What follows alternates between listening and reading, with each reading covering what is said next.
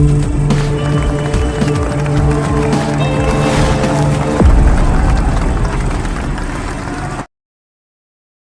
Friends, ఈరోజు వీడియోలో electoral bond scheme and ఆ టేల్ ఆఫ్ యూనిక్ స్కామ్ గురించి అయితే తెలుసుకుందాం. నిజంగా బీజేపీ ప్రభుత్వం ఎలక్షన్ కమిషన్ మోసం చేస్తుందా? ఈ స్కామ్ ఎలా జరుగుతుందో ప్రతిదీ పిన్ టు పిన్ అయితే తెలుసుకుందాం. వీడియోని ఎవరైతే కొత్తగా చూస్తున్నారో ఇంట్రెస్టింగ్ స్టోరీస్ కోసం మన ఛానల్ తప్పకుండా సబ్స్క్రైబ్ చేసుకోండి.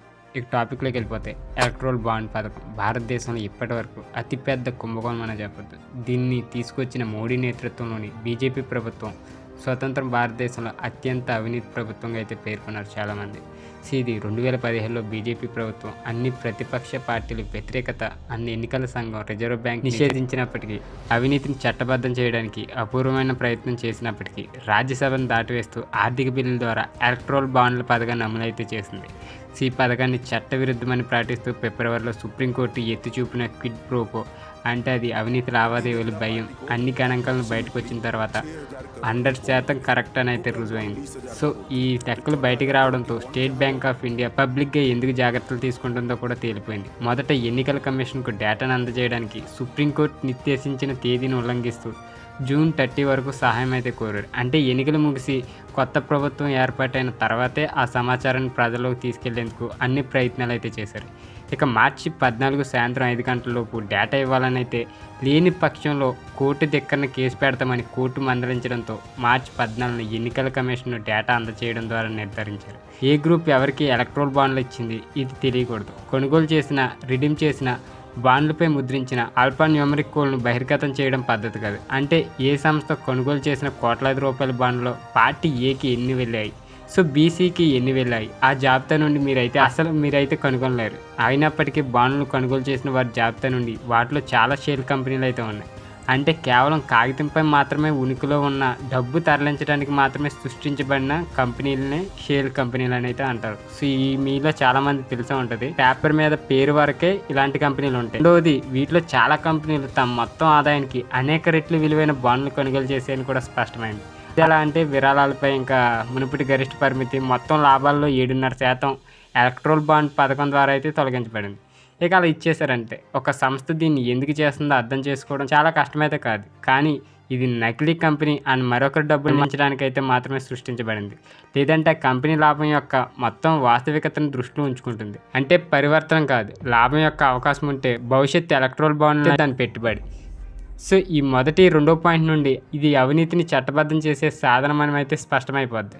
సో అదే సమయంలో తేలిన 3వ విషయం ఏంటంటే, ఎలక్ట్రల్ బాండ్లో చాలా డబ్బు పెట్టుబడి పెట్టిన కంపెనీల్లో ఇన్కమ్ ట్యాక్స్ ఇంకా ఈడీ చర్యలు కొనసాగుతున్న చాలా కంపెనీలు అయితే ఉన్నాయి.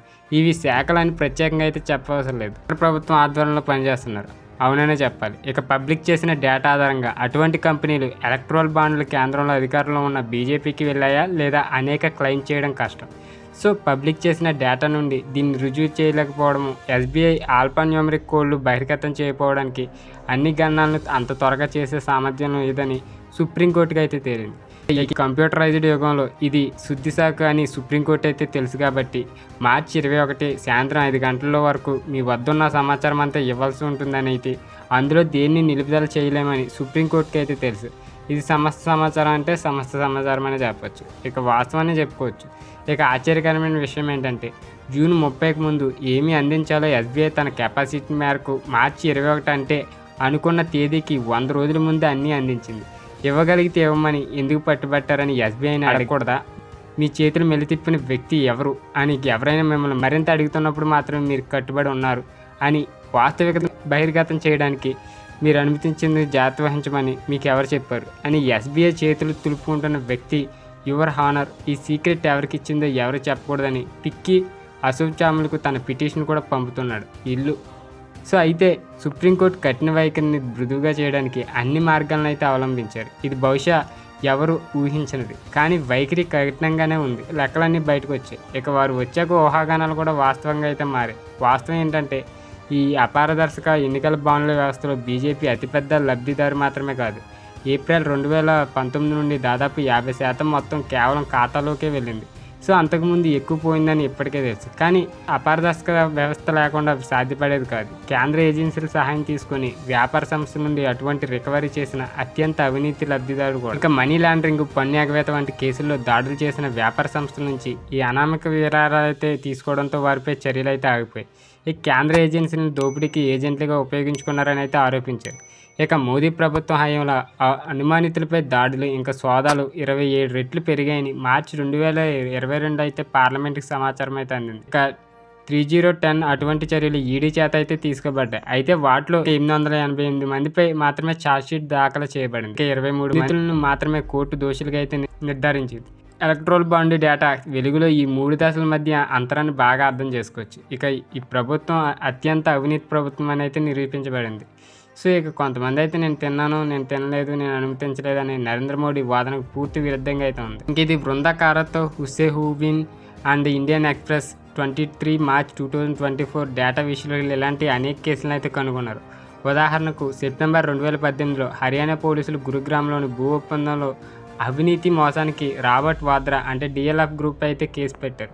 ఇక 2019 జనవరిలో మరో కేసులో సిబిఐ డిఎల్ఎఫ్ కార్యాలయాల్లో సోదాలు అయితే చేసింది.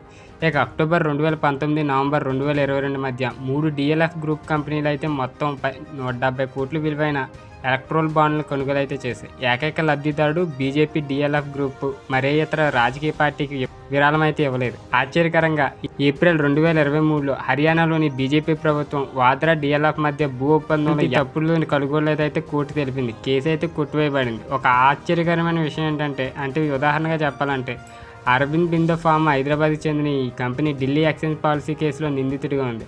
ఇక నవంబర్ 2022లో దాని డైరెక్టర్ పి శరత్ చంద్ర రెడ్డిని ఈడీ అరెస్ట్ అయితే చేసింది. 5 రోజుల తర్వాత కంపెనీని బీజేపీకి 5 కోట్ల రూపాయల విలువైన ఎలక్ట్రల్ బాండ్లను అయితే ఇచ్చింది. శ్రీరెడ్డి కేసు హైకోర్టు ముందుకైతే వచ్చినప్పుడు ఈడీ అతని బెయిల్కు వ్యతిరేకించలేదు. అనారోగ్య కారణాలతో మే 2023లో బెయిల్ అయితే పొందారు. ఇక జూన్ 2023 శరత్ రెడ్డి కేసు ప్రభుత్వ సాక్షిగా అయితే మారారు. ఇక 2 నెలల తర్వాత కంపెనీ బీజేపీకి మరో 5 కోట్ల రూపాయలు అయితే విరాళంగా ఇచ్చింది. ఇక ఢిల్లీ ముఖ్యమంత్రి అరవింద్ కేజ్రీవాల్ కూడా ఢిల్లీ ఎక్స్చేంజ్ పాలసీ కేసులో అరెస్ట్ అయ్యారని అయితే గుర్తుంచుకోండి. ఇక ఈ కేసులో ప్రమేయం ఉన్న వారిపై సాక్షులు తప్ప మనీ లావాదేవీలకు సంబంధించి ఇతర ఆధారాలు లేవని అయితే చెప్తున్నారు. ఈ కేసులో మనీష్ సిసోడియా బెయిల్ విచారిస్తున్నప్పుడు ఈ కేసును చాలా బలహీనంగా ఉందని, శనికావేశంలో వీగిపోతుందని అయితే కోర్టు ఈడీగా అయితే చెప్పింది. ఆరోపించిన లంచం మొత్తం ఎవరి చేతిలోకి వెళ్ళిందనే దానికి ఆధారాలు అయితే లేవు. ఇక ఎంత చెప్పినా బెయిల్ అయితే ఇవ్వలేదు, ఇది వేరే సంగతి. ఇక ఈ విషయం చూస్తుంటే మొదటగా వచ్చిన క్యూరియాసిటీ ఏంటంటే ఆమ్ ఆద్మీ పార్టీకి అరవిందో ఫార్మాకి 100 కోట్లు ఇస్తే ఎలక్ట్రల్ బాండ్ల ద్వారా ఈ పని ఎందుకు చేయలేదు?